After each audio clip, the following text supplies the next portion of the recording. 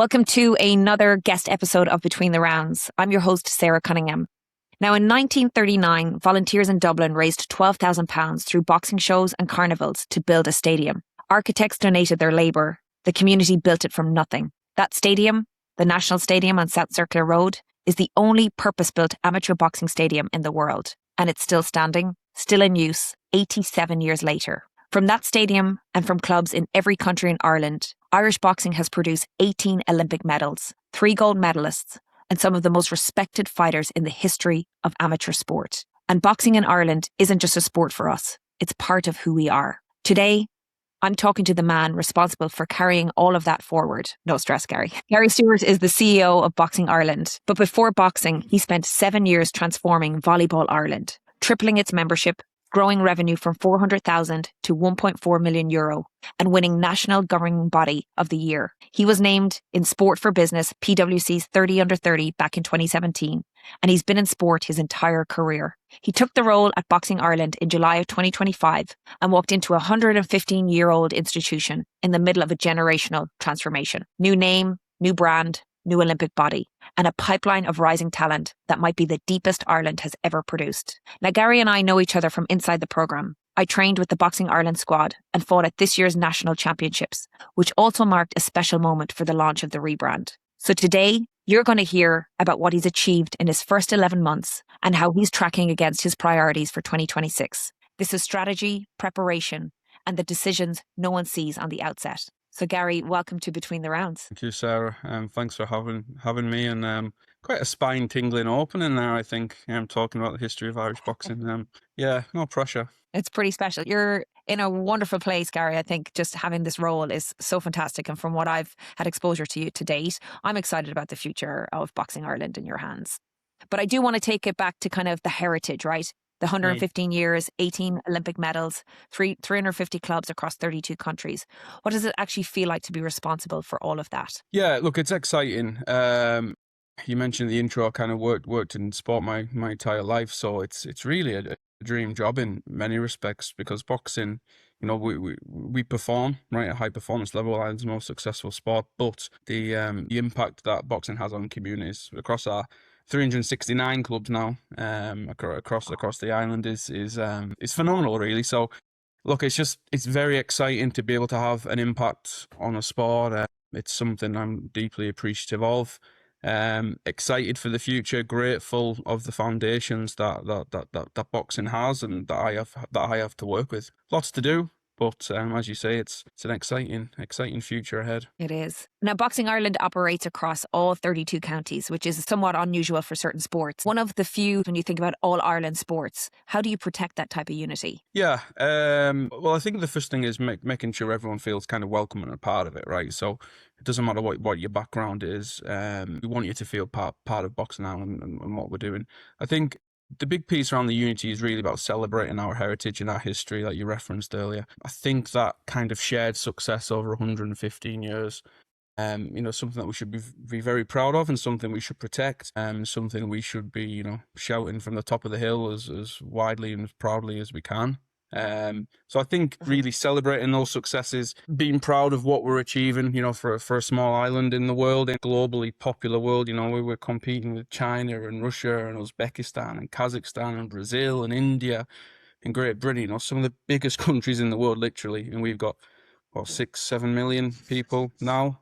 But that's, we're up against countries 30, 40, 50, 60 million, 100 million plus, a billion, and we're outperforming. So I think celebrating those successes, being proud of who we are and what we stand for, is how we build that sense of unity. Brilliant. And as each as individuals, right, it's not necessarily about just locations where they're based. And I think just to that point on, boxing has always carried this poor man's sport type of label, but the reality we see is far more diverse than that. How do you change a narrative that's never really the full truth? Yeah, it's not the full truth. That said, we need to be proud of the impact that we have in the hardest to reach communities. Some of the most disadvantaged areas in Ireland are producing world champions, producing Olympic champions, and the job that boxing is doing at a community level, whether that's, kind of running, anti-crime initiatives, mental health, that's incredibly impactful work our clubs are delivering. So, look, we need to be, in a way, proud of that, poor man's label as you outlined, but at the same time, we need to tell the real story. And the reality is people from all sorts of backgrounds, all sorts of classes box. They box competitively, they coach, they volunteer. It is an inclusive sport for everyone, really. You know, we have we have global heads of marketing companies based in New York, Sarah, right? That box we have, that manage 10,000 staff and multi-million euro dollar budgets. We have some of the most preeminent barristers and lawyers in Ireland, human rights activists, owners of pharmaceutical companies, give their lives to helping others learn how to box. And I think we just need to tell that story better. We need to tell that story more. We need to share your story. We need to share the stories of people that are giving to their communities and putting boxing on the map. And I think we do that. We consistently do that. We have a brand that speaks to that. That's how we change. That's how we change the narrative. Because the sport itself, it's people just come together over a shared value and a shared love and a passion for a sport. And it's such a beautiful thing when you're in it and you experience it and you're like, wow, we just have that deep connection to something that's helped us unlock something so valuable within us. You clearly care deeply about this sport. There's a reason why, you chose boxing and moved on from volleyball. You tripled that membership. You took revenue from 400,000 to 1.4 million. You even won the National Governing Body of the Year. And then you left. So what did you see in boxing that made you walk away from all of that? First of all, I didn't do all them things, right? I was part of doing all them things. You did? I'm not some guru here who has a silver bullet. I'm not, a mad genius or anything. I was very lucky that I had incredible staff who would go above and beyond all the time. A proactive, ambitious board that wanted to change, right? And I see similarities in boxing. The board of directors that we have, the members of the Office of Board of Central Council, the staff, people want to change. They want to drive boxing forward, right? Sport has the ability to change lives and bring people together pretty much like nothing else. So that's kind of like being able to have that impact and to influence something on a scale and the reach that boxing has was kind of a no-brainer, really. When you want to work in a sport that has a huge impact, there's nothing has a bigger impact on communities than boxing does, right? So that was kind of a massive ambition of mine to work in the sport. But then on a personal level, as an external looking in, I kind of felt the skills I had maybe could help Boxing Ireland or the IABA at this stage in time. I think life and success is all about timing. And I just felt where the organisation was and what I could do, I think the two things married up well. And I think I could make a positive difference. It kind of seemed a bit of a blank page to shape strategy, to shape brand, to shape vision, to bring people together, to build relationships, to get active in a commercial space, to drive some revenues into the sport, and to try and maybe position the sport in a slightly different way than it had been. It had all been about being Ireland's most successful Olympic sport, which we are incredibly proud of. But the reason most people get out of bed at 6 a.m. in the morning to open a cold shed in the middle of November is because they want to help people, right? It's because they love the sport and they love the community and they want people to be the best they can be. And I just felt that we could position boxing in a way that kind of told that story and spoke to people, more about community, more about helping young people. So I kind of had a vision for it before it really came into the sport. And I just felt, look, there's an opportunity there that made complete sense for me. The weight of, I guess, expectation or the weight of pressure of such a historic organisation was something that excited me and just felt I could make a difference, really. For you as an individual, how do you earn trust in a sport that doesn't hand it out that easily, when you think about kind of what you walked into? Trust is the foundation of me being successful in this role. If we want to change how boxing operates, how the organisation operates, then we need to have that trust. If you don't have trust, then you're not going to be able to drive things forward. For me, there's probably three things I do to try and build trust. The first one is show up. That means at events, right? So, for example, we do a really an amazing boys and girls festival in April, right, for 11, 12, 13-year-olds. It's a whole week. It's mad. It starts at 7 in the morning with the weigh-ins. We're there till 11 at night. But I would have been there rolling the sleeves up. I was glove steward for half a day, wiping down the gloves after every fight. I would have been the DJ for a little bit. I would have been stocking the shop, getting the waters out of the car. But for me, it's good because you can actually see how the events run and what the volunteers are having to go through, what the volunteers are doing to run these events. You get to speak to people. I think you get a real sense of the reality of boxing when you're in that environment. So rolling the sleeves up, showing up, getting out and about, going to meet the county boards, going to clubs, listening to them, talking to them, communicating to them is the first thing. I'm really trying to kind of promote a sense of transparency within the organisation. So, presenting the budget for the year. It sounds like a very basic thing, but maybe it hadn't been done before. So it's saying to our members, look, this is where the money comes from. This is what we're going to spend it on, right? That type of thing. Setting out my priorities for the year and reporting back to the members on them. Again, fairly basic stuff, I would suggest, but building that air of transparency around would be key. Then I would say the third piece is when it comes to trust, you've got to do what you say you're going to do, right? I think that's really important. These are our priorities for the year. We're going to map them out. These are the big things. These are the slightly smaller ones. And then we're going to report back to you. We're going to say, we've done this, we've achieved it. Great. Give us a pat on the back. If we haven't, we explain why, right? And typically there's a good reason for it. Yep. So look, it all comes back to the same principles: transparency, open communication, and showing up. Brilliant. Let's talk about the rebrand a little bit, because moving from IABA to Boxing Ireland, it's not just cosmetic, right? It was a complete identity shift. So walk me through kind of the why behind that entire rebrand and repositioning of the organisation. Yeah. So as you said earlier, the organisation was formed in 1911 as the Irish Amateur Boxing Association, and then it became the Irish Athletic Boxing Association about 10, 11 years ago. The brand identity previously would have been the provincial crest, right? So you had the 4 kind of provincial flags on one circular logo. So very kind of hard to really tell it apart or figure out what it was if you weren't from within boxing. There's a few reasons why we did the rebrand. I really wanted kids to wear a T-shirt that said Boxing Ireland with a logo on that people could wear loudly and proudly, and wear something that they felt they could connect to and they were proud to wear. Right, we just kind of want to do something that was, again, big and bold and strong. That said, we are Boxing Ireland, we are the Irish boxing team, and fundamentally, we're proud of that, right? So even on the previous brand identity, it didn't actually say boxing on it.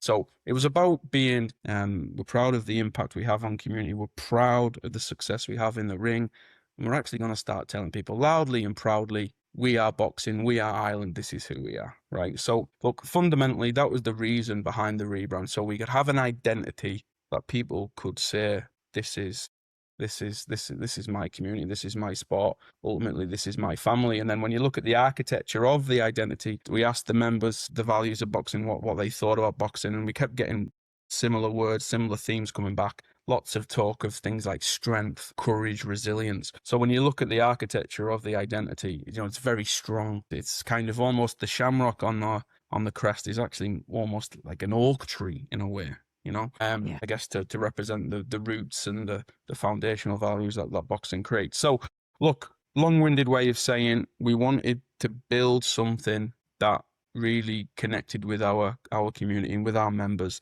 that they could wear loudly and proudly and say, we are Boxing Ireland. Love that. Like, just to stand in pride in what you represent is a beautiful thing. And I will say, I've had so many requests, even from coming back to the US, of the colour, the hoodies, everything. They're like, can I get one? Can you get me one? I'm like, that's your Team Ireland stuff, but you can even just tell. You might sell a few, Sarah. I think we can make a few quid, to be honest. I think you should. But yeah, no, it's been really well received. Just touching on feedback through the surveys, and then you did workshops and one-to-ones. Was there anything in that surprised you that you heard from members? I was actually surprised how willing people were to change and how much they wanted to change. There was a few, really wanted to keep that heritage and tradition. I remember we did a club forum in November. We presented look, this is the direction, this is what we're thinking. And one of the members stood up and basically said, look, listen, change the name, do what you want, but whatever you do not change that logo, right? Which was a bit of a shock. But then when we dug into the why, it was because the provincial crest was the medal, right? So when you win a national championship, you win this circular medal with that crest on. Those medals have been won by sons, daughters, and his uncles and dads. There's drawers in people's houses at home with, these medals that have gone back, 60, 70, 80 years. So once we actually understood the real reason why, okay, let's protect that, right? So it was, okay, we're going to change the brand identity, we're going to change the logo, but we're going to keep the medals intact. So even now, or in 10, 15, 20 years' time, when you win a national championship, you will still get the medal with the previous crest. So we can keep that logo there that's been around since, I think, 1941. But it was a great process to go through to really understand what our members loved about boxing, what they really valued, what was important to them, and I think we've produced something that box. Absolutely. It's beautiful. And the extension of it is beautiful. How on earth you got Liam Neeson to come and narrate the launch video? Because such an iconic voice to hear, and it automatically draws you in as a listener and a viewer. Would love to hear that story. Yeah, so big shout out to Patrick Murphy at Branding Sport. So we worked with Branding Sport to develop the brand identity and the Built Different campaign. And part of the brief was, look, listen, we want a logo and a manifesto, something that could encapsulate what boxing meant to people, right? So Paddy came up with Built Different. And then we were sat in one of the meeting rooms, and he presented it, and then he read it out. He asked everybody to close their eyes, and there was 5 or 6 of us on the working group. He finished reading. He said, "We need somebody to. We need a voice for this." And literally, the 4 or 5 people were like, "We need to get Liam Neeson." People could just picture his kind of, I don't know if it's not meant to be disrespectful, kind of that raw Irish, kind of husky, resilient, courage, strength, the values of how he talks, really. There was only one man for the job. So look, the romantic in me, I felt, look, the only way to do this is to write him a letter. Right, so I wrote him a lovely letter, basically saying when people think of Liam Neeson, they think of Irishness, strength, brilliance, history, heritage. That's what we want people to think when they see the Boxing Ireland logo. And would he mind doing it for us? Now, it happens, Sarah, we were very lucky that Liam Neeson was an Ulster boxing champion back in the day. Right. He fought in the National Stadium a few times. Didn't quite manage to get across the line with a national title, but he would have boxed from a very young age, and he would credit boxing with giving him real kind of foundational life skills and values and a good strong upbringing. And he was only too delighted to do it for us. And when he read the Built Different manifesto, he just thought it was brilliant. He just felt it really summed up what boxing was. And he said yes. So that was it, really. Great man, and very, very grateful for him. In your words, Gary, what does Built Different kind of mean to you beyond just the campaign line and kind of the sign off to everything? To me, it's like I wanted to do something that brought everybody together. So for me, it's almost the glue that can connect a community club in Kerry, right, who has 15 members that are running boxing because they want 13, 14, 15-year-old boys and girls to build some resilience, right? They can connect with the words within Built Different because it's all about building character. But at the same time, our high-performance athletes who are winning world championships and going to the Olympic Games, they can connect with how Irish boxing has built them different and give them a platform to be one of the best athletes in the world, right? It can connect referees and judges. It can connect coaches. For me, it's a way of kind of sitting in the center of everything that Boxing Ireland does and bringing everybody together and being something that everybody can. Yeah, for me, it truly embodies what we represent and the pride behind the country and the sport. And I even love signing off with it. I'm like, yeah, we're Built Different. When you look at the roster of fighters coming through now, what excites you about the stories that you can tell around them as individuals? Yeah, like they all have different stories, right? Which is exciting. We'd have some great boxers, for example, that come from the traveller community, right? They have a very different story, maybe to one of our boxers in the World Championship last year just completed a PhD, right? We'd have another boxer who has paused her secondary school teaching career to box for the next few years. We have some boxers there that have been boxing since they were 6 years old. In their blood, in their family. We have some that were inspired by Katie Taylor and only started boxing at 16 and now have world medals. I think what excites me is the real kind of diversity of background, and that literally we can tell those stories and inspire anybody to start boxing. I think we need to tell them stories better. We need to get better platforms for them because, some of them are incredibly articulate. Some of them have, tell tremendous stories. We need to showcase them more than we do at the moment. We're working on that. But I think that's exciting for me, and particularly the younger talents. I think this could be something really powerful in documenting their journey as well. Maybe starting now at 15, 16, seeing them off to European championships and just following their journey. And for that, some of them, their journey might be Brisbane 2032, it might be 2036 or after whatever. For some, it might be, I'm going to go and be a coach in a club and I'm going to inspire the next generation. And that's a story as well that we should be telling. It shouldn't just be, okay, we're going to go here and we're going to follow this Roy of the Rovers style journey to a gold medal, and everyone's going to be inspired. Like, I think there's a story you can tell that is the reality for most people, is that they might not quite make it, but then they give back to the sport and they give back to their community. So that's probably excites me. That kind of rawness and that reality piece is something that excites me for sure. I love that. I love that. And even the coaches side of it too, right? There's so many amazing coaches and stories there. Yep. And some of them who've even come up through the system and then gone into the coaching side. There's beautiful components there as well.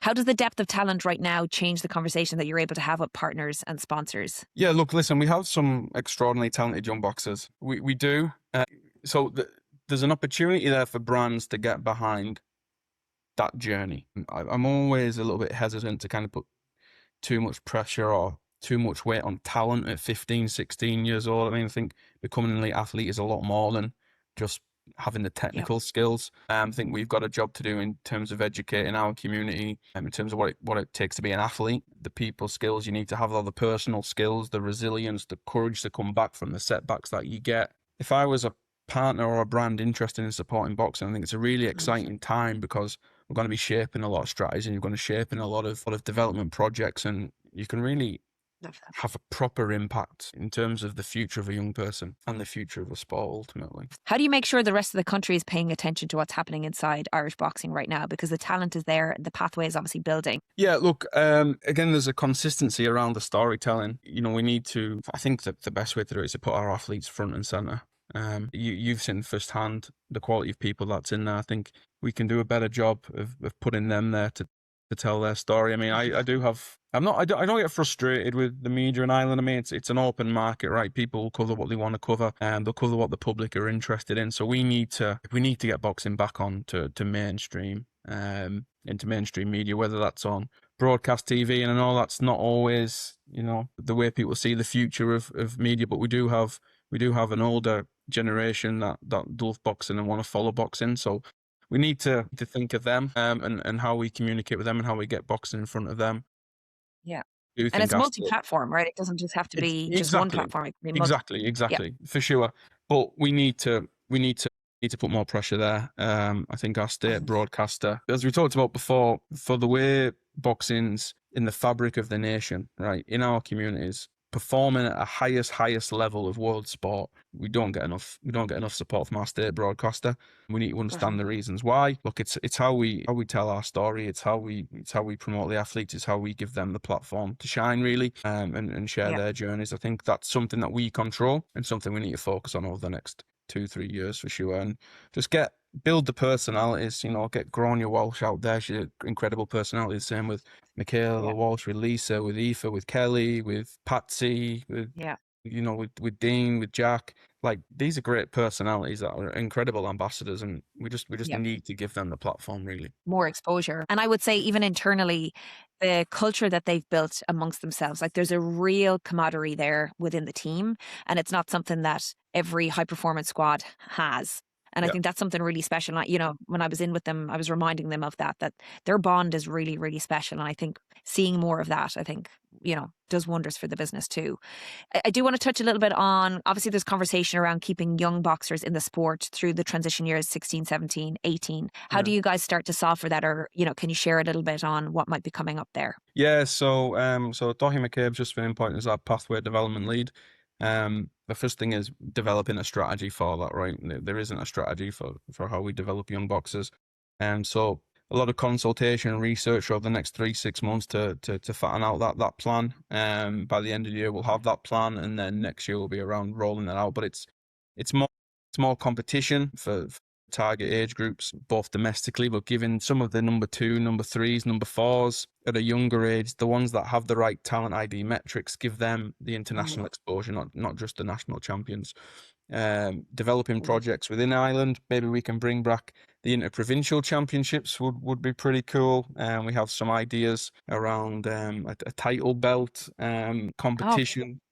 Which will just get competition more often, right, for that age group, and something for them to aspire to and work towards. So there's loads happening. Like the education piece, as I mentioned earlier, we're really, really good at creating technically sound boxers, right? But we need to support the clubs, and we need to support these athletes more on the lifestyle around being an athlete. and the importance of sleep, the importance of the right nutrition, recovery, S&C education, all that sort of stuff, which is often secondary, but actually is the reason why you go from being a top boxer to a top athlete. You've mentioned some amazing female talent within high performance, and the depth of women's talent in Irish boxing right now is pretty historic, both across amateur and the pro system. Would you say, like, with the depth of women's boxing or women's talent in Irish boxing right now, it is pretty remarkable? Does the infrastructure match kind of the athlete commitment? No, I don't think so. I think at a high performance level, yes, we have great sports science support. We have great coaching, right? We have competition opportunities. We have to get there to get that, right? There's a layer or two below that where I'm not sure we're doing enough. We don't have enough. The infrastructure is not quite there to support enough athletes to be the best that they can be. That's a big part of Doherty's role, really, to put in place those structures. Look, there's been a huge boom in women's sport across the globe, not just in boxing, but we have seen significant participation growth in boxing. However, we need to work harder at that retention piece. We are getting lots of girls in at 13, 14, 15, but then dropping off at 16, 17, 18. And we need to understand why, and we need to put in place the structures to stop that happening, so we can keep girls boxing for longer and getting the benefits of boxing, really. Yeah. And I've seen firsthand a few, young youth females dropping off, whether it's because of school commitments, just life in general, peer pressure, things like that. And it's hard to watch that happen when they're so talented and they almost lose sight of kind of what that potential is. But I do think it's also that education piece of, like, sport being a true pathway of a career choice, particularly for females, and then being supported more holistically on what their lifestyle looks like. Yep. I think will help. Gary, I want to talk a little bit about kind of what the changes have been. So think about a 14-year-old girl who's walked into a club in Donegal tomorrow. What does Boxing Ireland offer her that it didn't 5 years ago? Well, it wasn't around 5 years ago, right? So I don't know if I can answer that, but if a 14, 15-year-old girl walked into a club in Donegal in 5 years' time, I'd like to think that she will have a clear understanding of the pathway for her in the sport, right? Whether that means she has the potential or the opportunity to become an elite boxer, this is what it looks like. If she has the potential and the opportunity to go to a few box cups and just have a great experience within the club setting, there'll be leadership opportunities for her, training that we'll provide. I'd love to think that any girl going into a club in Donegal in 5 years' time, coaches will be educated on performance during the menstrual cycle, for example. Or coaches will understand the difference between coaching boys to coaching girls. I'd like to think that she will just be able to feel part of an organisation that understands her and cares about her and is there to support her and to just give her the best opportunity to reach her potential. That's something that we're working at. There's a lot of education involved there. There's a lot of programming involved there. But I'd like to think in 4 or 5 years' time that any young person, boy or girl, going into a club will feel part of something special. Love that. I wish I was 14 years old in 5 years from now entering a boxing gym in Ireland, because I think it'd be a pretty special place to be. I do want to talk a little bit on kind of the coaching and the pipeline for female coaches coming through the system, right? That's obviously been quite limited in exposure to from high performance. Where does that stand? And is there also plans there in terms of trying to build out more female coaches? I think only 19% of our coaches are female, right? Whereas you look at participation, it's 30, 40% female boxers. And then you look at high performance achievement. I mean, listen, that's where our Olympic gold medals have come from, right? So there's a big inequality there. We are putting in place pathway supports for coaches, athlete transition pieces. So, when you get towards the end of maybe your competitive boxing career, we don't want you to leave the sport and then might come back in a couple of years. We want to keep you in and transition you into a coaching program. And John Mackey, our performance director, and Damien Kennedy, our interim head coach at the moment, are very keen to provide those opportunities. So for female boxers to be involved with a high performance unit, so they can kind of, I guess, see what's required and understand what's required, but also as well to reassure them that the skills and the quality they have, they can actually do it, right? Because what we found is we have some incredible female coaches, but maybe there's a self-confidence challenge. Maybe there's an anxiety there. Maybe there's not, they don't think they can perform at that level. But actually, when you show them what that level is, they're more than able for it. And would add great value. And Aldin in the high performance unit at the moment adds value every single day.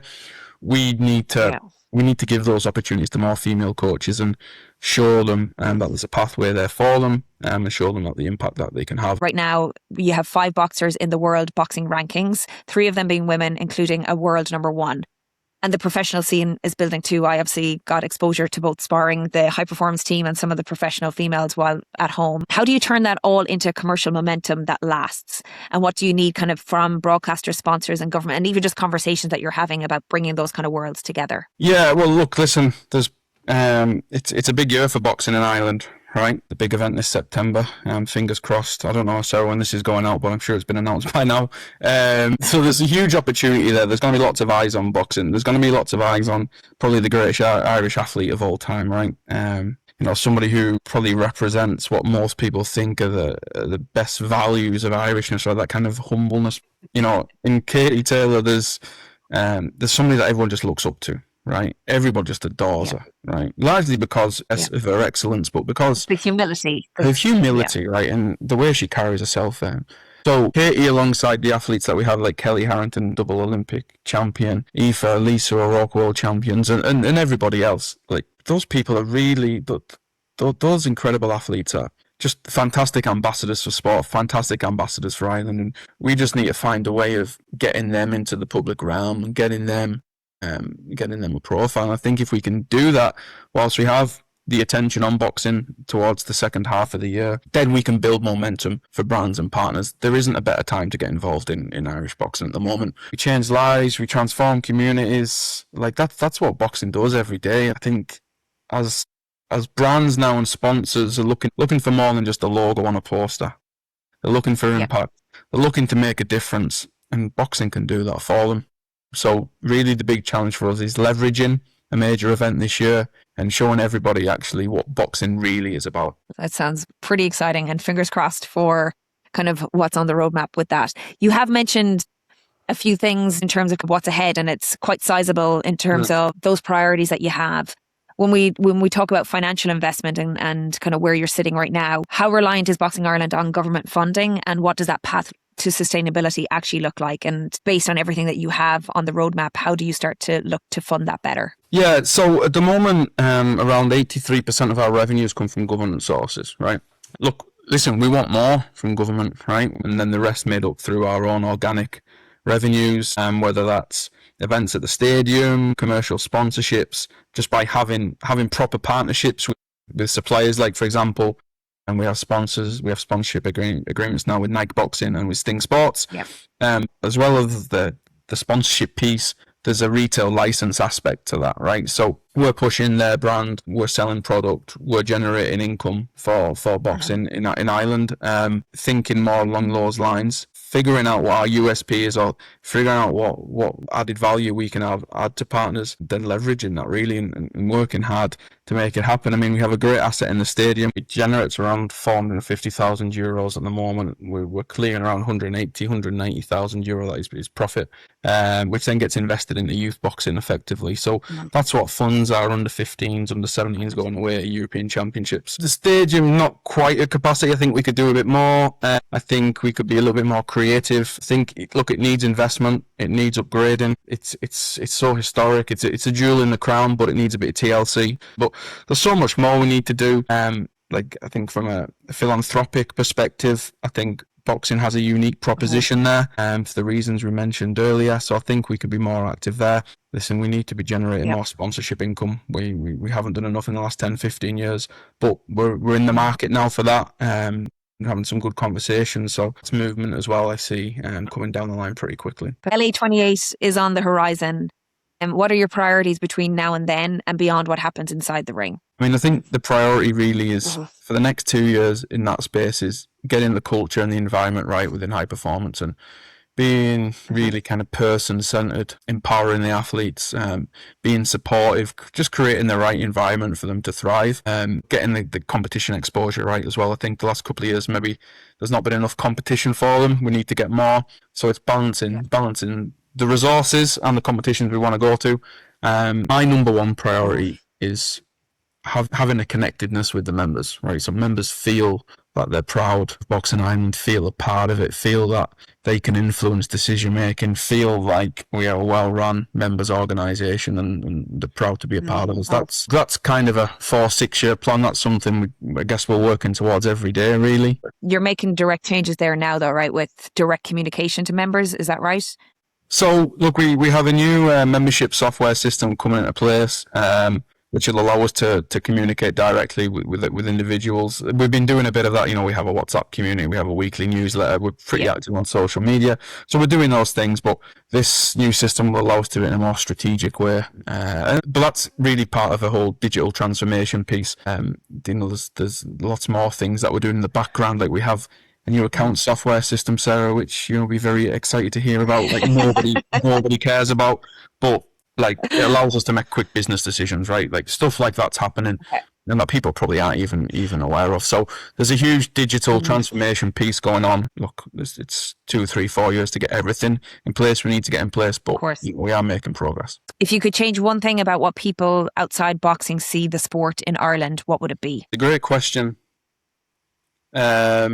There is a perception, I think, about boxing. You touched on it earlier, being the poor man's sport. I just want people to recognise the impact that boxing has on communities. Boxing makes communities better, makes them better places to live. Boxing builds foundational life skills and values in young people, courage, resilience. It teaches them what hard work is, right? Those are the things that are really important. And I would love the general public just to recognise the positive impact that boxing has, and recognise also that our elite athletes are competing with the biggest nations in the world. We literally have the best athletes on the planet competing in a globally popular sport. And I think understanding the scale of that and understanding how good our boxers are, maybe get a little bit more respect in that regard, or a little bit more media attention, or whatever it is, but just generally an understanding quality that we have and an appreciation for the quality that we're producing.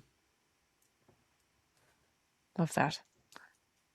That was Gary Stewart, CEO of Boxing Ireland. Gary, thank you so much for joining me today and for joining us on Between the Rounds. We will see you all on the next episode real soon. Thanks, Sarah.